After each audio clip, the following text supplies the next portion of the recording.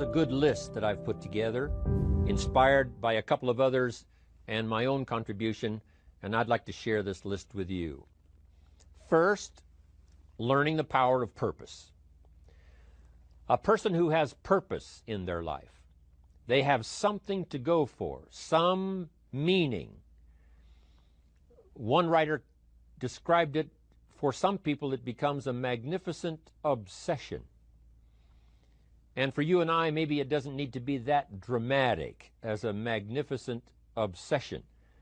But it has to be something that does something to us, something that pulls us, especially into the future. You know, there are many influences on us. One is the influence of the past. Some people are always pulled back by the past. Some people are always pulled aside by the distractions. But here's what's powerful. If you have a list of high purpose in your life, it pulls you toward the future. And the more powerful the purpose is, the stronger it pulls. And here's the other great advantage if you have purpose for the future. It pulls you through all kinds of challenges and all kinds of difficulties. If you don't have these strong purposes for the future, it's easy to get swallowed by a bad day. It's easy to be almost annihilated by a poor month. And it's easy sometimes to almost disappear beneath the waves of a year that goes backwards if you don't have something to pull you beyond that year. So if you want something to pull you through all kinds of challenges, all kinds of difficulties, and things that come at you, you got to have something on out there, beyond today, beyond next week, beyond next month, beyond this year, that pulls you into the future. And the clearer it is, the stronger it pulls. The more dynamic it is, the more it affects your life, your spirit, your heart, your soul. It also creates imagination. It gets your mind working on how to achieve that purpose. And if your mind will work, and if your heart works, and if your spirit works, and if you have good input, like good ideas, I'm telling you, there isn't anything you can't accomplish. So that's one of the great powers that'll make a variable of you, and that is purpose. Here's the next one, self-confidence. Where does self-confidence come from? And this is the best advice I can give you on that. Not neglecting, first of all, the small daily disciplines. Self-confidence really comes from feeling good about yourself. And one of the best ways to feel good about yourself is at the end of the day to know that you poured it on. You did your best. If you conducted a meeting, you did the best you could. If you made a phone call, it was the best phone call you could possibly make. If you wrote a letter, it wasn't a casual letter, it was your best letter. At the end of those kind of days, when you feel good about yourself, self-confidence starts to rise. You know that if you can have this kind of a good day, you can have another one the next day, and those days become the weeks become the months, and the month becomes a powerful year. Self-confidence comes from the lack of neglect. If you will not neglect to do the small daily disciplines, that's where self-confidence comes from. Part of good health is self-confidence. I know I'm going to be healthy. I take the Herbalife products. I eat the apple a day. I walk around the block. I do the jogging on the beach. At the end of the day, when you've really poured it on and you've done all the stuff, self-confidence grows. That self-confidence affects your health. It affects your future. It affects your psyche. So this is true. One of the great powers is self-confidence. Self-confidence means willingness to do whatever it takes to achieve. Some people say, well, I'll do it for a little while and see what happens. You know, I'll try a couple of things. If that doesn't work, I'm out of here. And all of us know that that kind of person doesn't have much of a future. But if you're willing to do whatever it takes, if I have to learn a couple of things, I will learn those things. If I got to learn 5 or 6 things, I'll learn all 6. If I have to take an extra class, I'll take an extra class. If I've got to read the books, I'll read the books. If I have to consult with people who know more than I know, I will do the necessary consulting. Whatever it takes, I will do. That starts to develop unbelievable self-confidence. Self-confidence also comes from the ability to rise above your circumstances, to rise above what happens, the petty little things, the discouraging things that would sink everyone else's ship except yours, that would cause someone else to quit early in the day, but you keep going.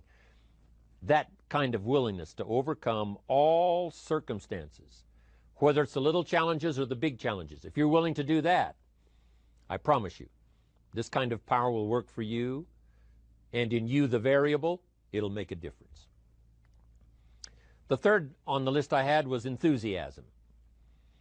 And here's what I wrote about enthusiasm. Enthusiasm that's powerful is mostly enthusiasm that is enthusiasm inside, 90%, 10% outside. We all know what the enthusiasm is like when somebody lets us see their enthusiasm, which is like the 90%, and only 10% of it is inside. But the enthusiasm that really affects people is not just being loud, but the enthusiasm that runs deep, the enthusiasm that comes from deep inside, created by self-confidence, created by purpose, created by genuine willingness to help other people. That kind of enthusiasm, knowing that you're going to get the job done, knowing you're going to affect people, knowing you're going to have testimonials flowing in from all kinds of directions. That kind of enthusiasm. A lot of it is quiet. A lot of it is unheard. And the 10% that's heard, it rings a bell. People call it genuine enthusiasm because they know that what you say in the outward display of your enthusiasm is only a small tip of the iceberg of the enthusiasm you feel inside that really motivates you to do the best job you can. Next on my list to help you become the powerful variable is expertise. Wanting to excel in all of the skills and settling for nothing less than an outstanding performance. If you're willing to be the best in your field, if you're willing to demand of yourself excellence in skills, to be the best that you can possibly be, in the training, do the best you possibly can. In doing a workshop, do the best you possibly can. Developing the skills of using your personality, developing the skills of language, developing the skills of influence, developing the skills of organizing. If you're willing to be an expert in all of the skills, Herbalife has the way for you to invest those skills and not only make a handsome living, not only make a lot of money, but if you would so desire and if it would be your purpose, a chance to make your fortune. Expertise. Excellence in skills. Here was the next one on my list, making a powerful contribution to you, the variable, and that is preparation. Well prepared. And preparation, of course, involves a whole lot of things. A big share of our life is preparing, getting ready. When we go to the first grade in school, we're just preparing for the second grade. After we've finished 2 grades, the 2 grades prepare us for number 3. Sometimes it seems like a long, excruciating time. And the time will just seem like it'll never come when we can finally have the performance that we really want. But it takes time to prepare. It takes time to get ready. And the decisions you make in the preparation time, those are the decisions that last for a lifetime. Preparing to have a good day. It's that preparing, maybe the night before, maybe the couple of days before the day that you're going to put everything together. The preparation for a meeting means that you've taken it serious. The preparation for doing a workshop means you're serious about the workshop. You want to make the best contribution. That kind of preparation is important. But here's preparation that's very vital, and that is to prepare yourself for success. Life seemingly does not wish to waste success on the unprepared. Life says, why waste a fortune on this person? They're not prepared to do the right things with it. They're not prepared to use it wisely. If a fortune was bestowed upon this unprepared person, it would probably be wasted. The people that could have been touched won't be touched. What could have been done won't be done because this fortune will have been wasted on the unprepared person. So not only look for fortune, not only look for the promise, but prepare yourself and ask of yourself, what can I do to make myself ready? Because remember, life was designed not to give us what we want, not to give us what we need, but life was designed to give us what we deserve. Every value in life must be paid for, and those that pay are the ones that get it. It says those that give receive. Someone says, I wish to receive, I wish to receive. You don't have to concentrate on receiving. Just become a good giver. It says those that search will find. Someone says, well, I need to find some good ideas to help change my life for the future. Then to find good ideas, that doesn't come because you need them. It comes because you search for them. If you want good ideas, you got to go after them. You got to go to the class, you got to go to the workshop, you got to go to the training, go to the book, right? You got to go to the journal, right? Go where good ideas are being taught, go searching, go looking, because good ideas are not going to be wasted on those that are not seeking, searching, well prepared. So, prepare yourself to be ready for fortune when it comes, to be ready for challenge when it comes, to be ready for opportunity when it comes. Opportunity comes along and passes by the person that is not well prepared. I want to prepare myself this year for next year. Yes, I wish to be effective this year, but I'm also thinking of ways, how could I be better? How could my ideas be more powerful? How could they be sharper, more clear? How could I reach some people next year that I perhaps can't reach this year? I haven't reached deep enough into my own soul to affect some people. Some people just pass by and say, hey, what a good speech. But how could I make it stronger than that, deeper than that, more powerful than that? I cannot be as powerful as I could be next year. You know, you can't go to the 10th grade in the 5th grade. You just got to go through the grades. But the more you are prepared, when the 10th grade finally comes, now you can cash in and get 2 times, 3 times, 5 times more value from it by being prepared. I want to do my best this year for Herbalife, but I also want to get ready for next year, 1999.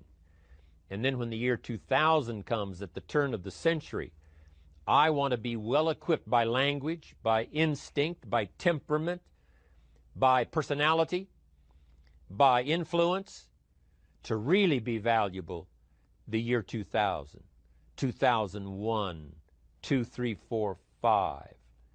That's my goal. I'm sure it's your goal. Now here's the next one. There's great power in self-reliance.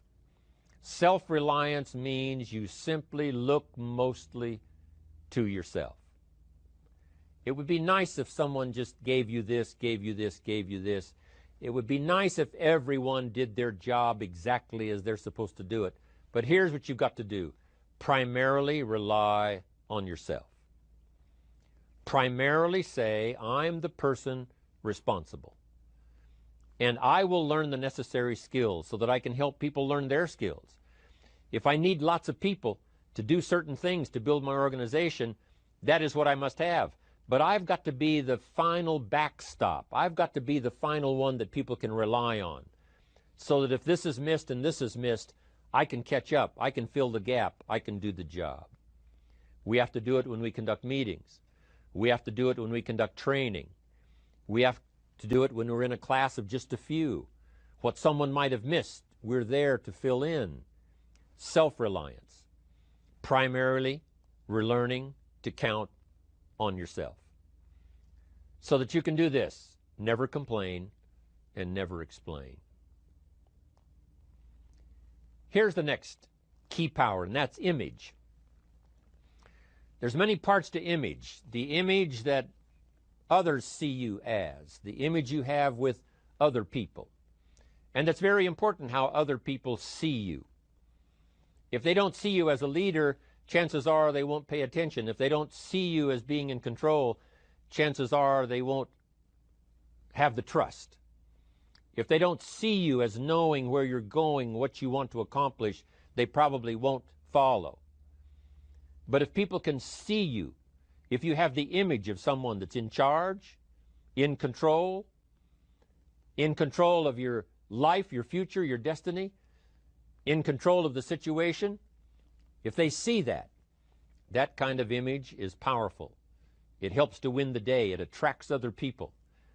People want to be around people that are in control, that are powerful, but they know how to use their power, influential, but they know how to use their influence.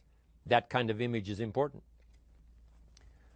But here's a very important image, and that is your image of yourself.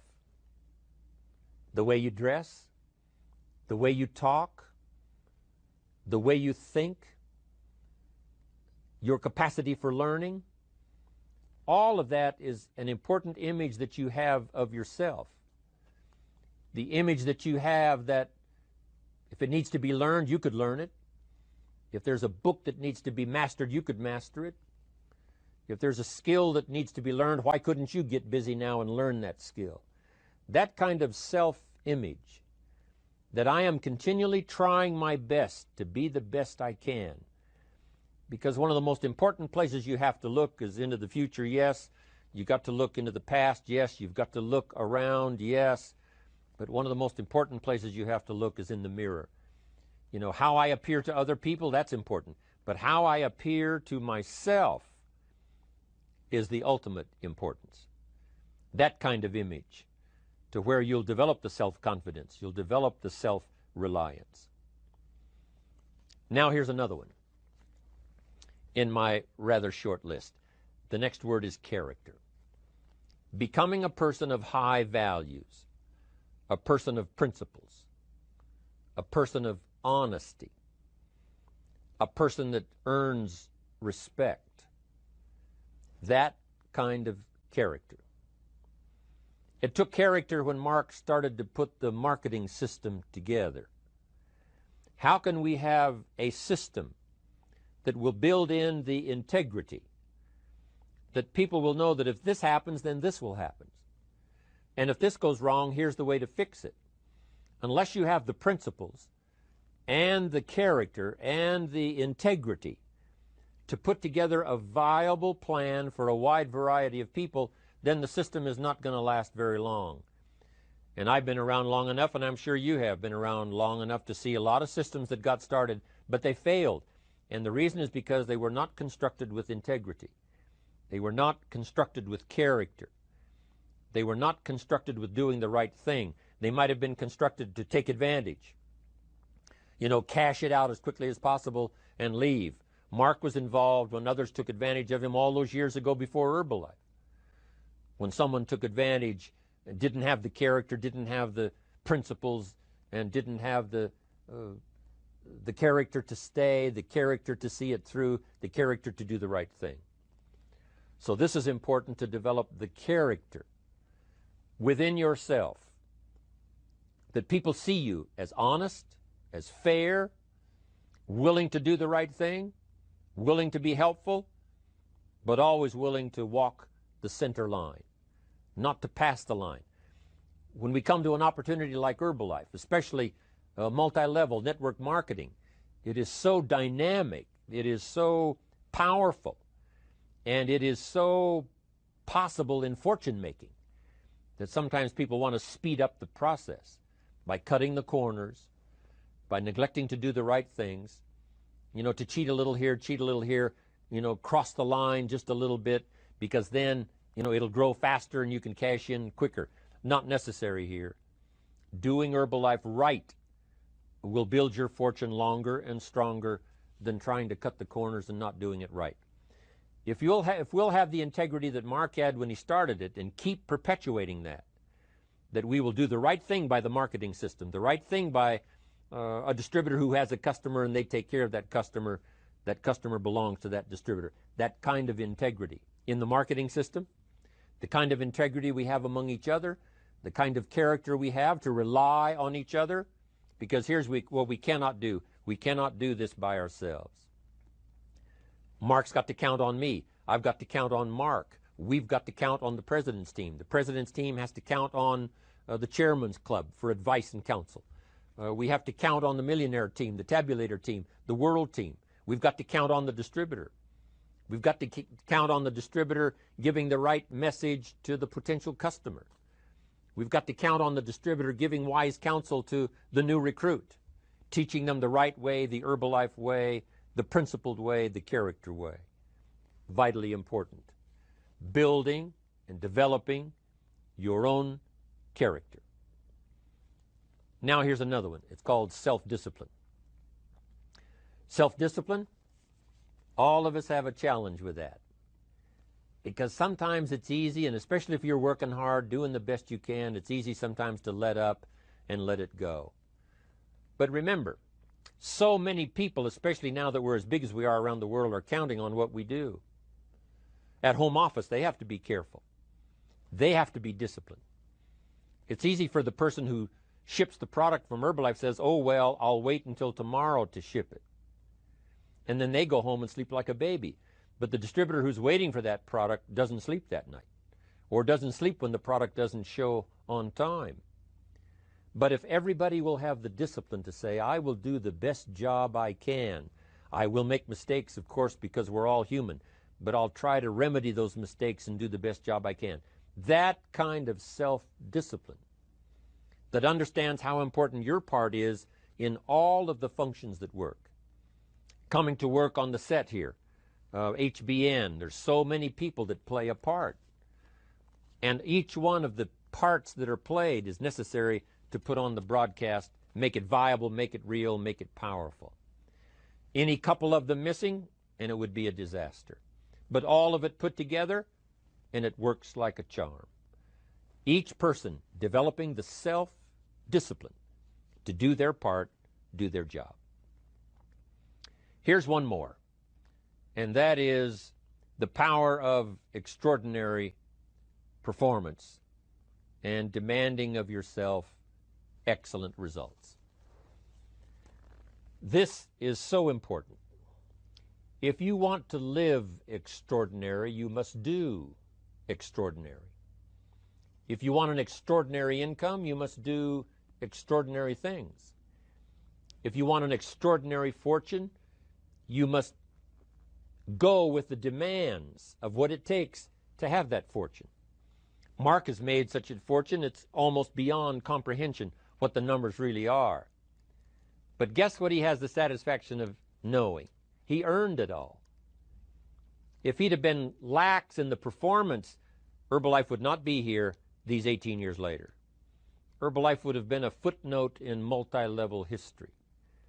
But because he performed year after year, the 3rd year and the 5th year, and the 7th year and the 10th year, and the 12th year and the 15th year, and now performing well in the 18th year, I'm telling you, that's what makes it such a viable fortune for Mark personally, of course, because he did the job.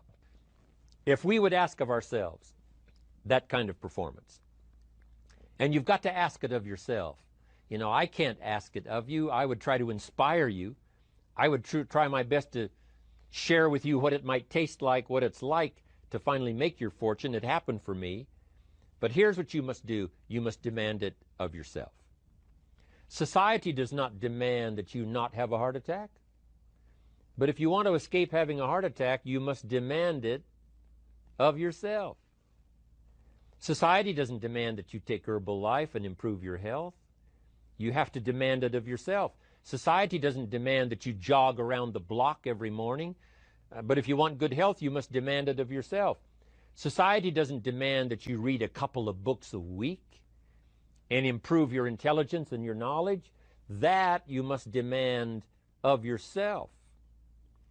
Society does not demand that you build a financial wall around your family nothing can get through. That's not a demand of society. But you must demand it, if you wish it, you must demand it of yourself. Society doesn't demand that you learn a list of 10 skills in order to ensure your own future and the future of your family. Society doesn't demand it, doesn't require it. It is not a law. But if you want the benefit, you must demand it of yourself.